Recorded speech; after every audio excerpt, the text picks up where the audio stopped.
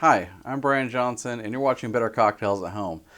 Now, for the month of April here, we are going to be doing cocktails featuring products from a distillery that is kind of local to where I live. And that distillery is called Mastrogianni's. And they make some really cool products. Usually most of it's centered kind of around brandy type things, and they also do some wine. But they make great products, and it's really cool because you don't see a lot of small distilleries making brandy, and I think that's a sad thing because brandy is really good. So yeah, I wanted to kind of feature their products in some drinks this month. So this is kind of the first of that. And so for this one, we're going to be going way back in time into the mid 1800s or so. And we're going to be doing a Sazerac, but we're going to be doing it kind of how Sazeracs were first made when they were created, and which was this a cognac base, which is now typically you see them with probably a whiskey base, a rye. But cognac, or sometimes people do split bases, but cognac is sort of how it first started out, so I thought it'd be kind of cool to go back and revisit that. So let's get started making it. It's a super simple drink, as many from that time period are. But in that simplicity is some exactness you need to have, and then also there's a lot of really good flavor. So I'm going to start with our base spirit here. So I'm using typically it would have been cognac, but obviously this is a brandy because if you study spirits, you'll know that cognac technically has to be made in the Cognac region of France, whereas brandy can be made anywhere, and it's basically a fruit distillate. So we're going to use this called their Baton brandy. It's super good. We're going to do 2 ounces of this.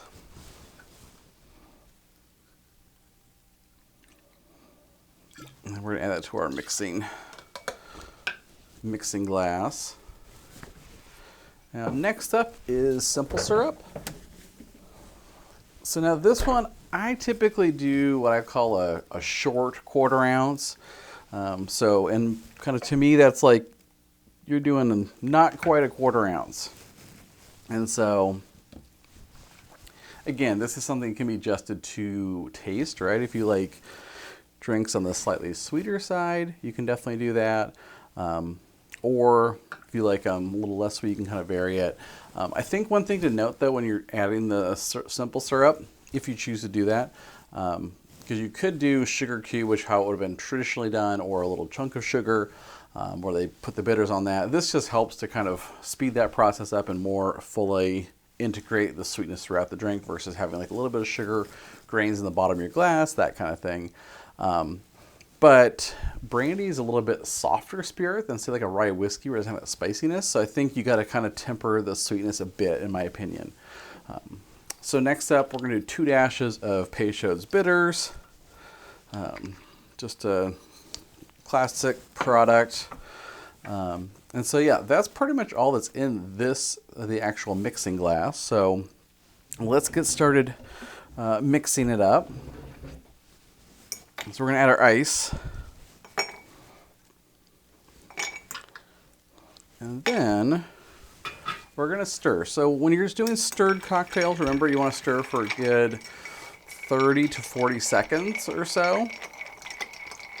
That helps to integrate all the flavors together, mix them up. You're chilling the drink, and then while you're doing that, you're adding dilution to it. And so stirring it's an absolutely critical skill to master.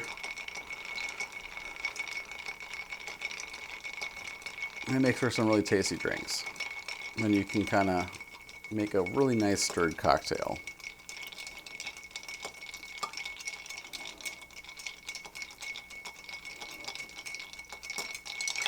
All right, so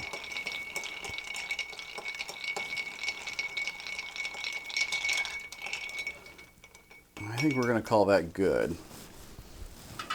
All right, so for me, I think one of the most important parts of a really good Sazerac is a really cold glass. So like this one's been in the freezer for a good 10, 15 minutes, nice and cold. So before we add our drink to that, there's one last ingredient in this cocktail, and that's absinthe. I'd say about a 1/4 ounce. It's not exact, but it's not a lot. And really what you're going to do is kind of pour it in, coat the glass so you can get those kind of aromatics from it. And then some people, if they don't like absinthe, they'll dump, there's a little bit at the bottom they'll dump out. I like it a lot, so I leave it in there.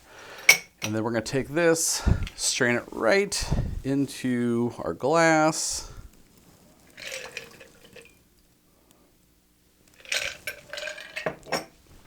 And then I'm going to add a large ice cube. Sometimes I'll just drink it like this with no ice cube. Sometimes I like to add an ice cube, kind of depends. And then I like a lemon peel garnish. I think it kind of gives a little bit of brightness to it. And I think it goes well with it, and I really like it. So I'm going to do just a quick peel, a little bit of oil, put that in. And that is a cognac-based Sazerac.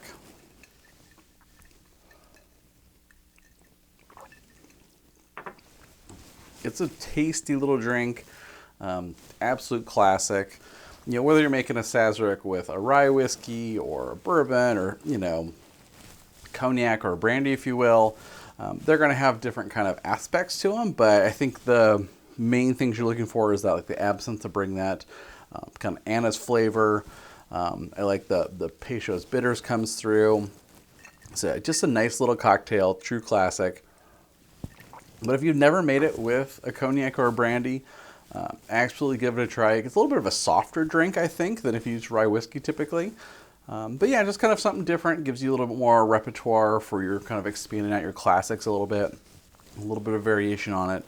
But yeah, so thank you so much for watching. We're going to have more cocktails featuring products from Mastrogioni Distillery the rest of this month. Hopefully we're going to have the actual distiller on the show as a guest. Should be lots of fun, and tune in next time. We're going to see you on the next episode of Better Cocktails at Home. Thanks.